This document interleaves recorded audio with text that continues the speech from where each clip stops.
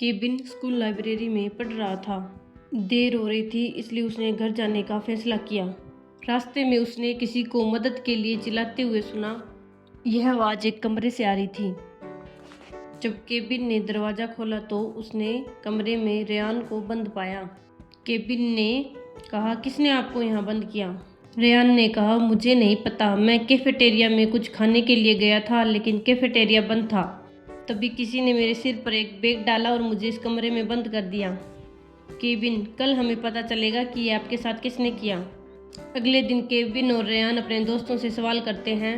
Peter, मैं कमरे में अपना होमवर्क पूरा कर रहा था, मुझे कुछ नहीं पता है। अन्ना, मैं पीटर के साथ था और बाद में घर चला गया था।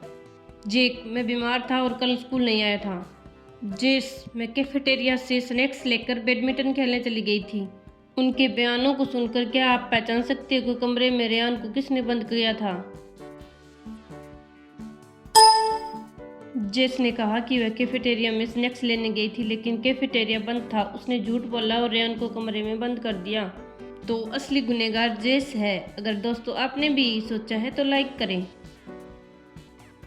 साइमन ने अपने बेटे को एक सप्ताह से अस्पताल में भर्ती करा रखा था। एक दिन साइमन अस्पताल में नहीं था और उसके बेटे को तत्काल खून की जरूरत पड़ गई। लड़के का ब्लड ग्रुप बी पॉजिटिव था, जो अस्पताल में उपलब्ध नहीं था। इसलिए उसने साइमन को कॉल किया, लेकिन साइमन ने कॉल नहीं उठाया। उसकी जगह किसी दूसरे ने कॉल उठाया।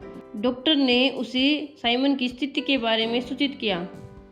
वह आया और खून देकर चला गया। जब साइमन को पता चला तो वह बहुत खुश हुआ।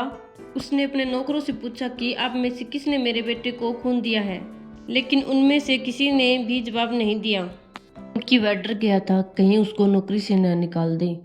पहले नौकर ने कहा, मेरा रक्त समूह A+ है, मैं आपके बेटे को खून नहीं दे सकता।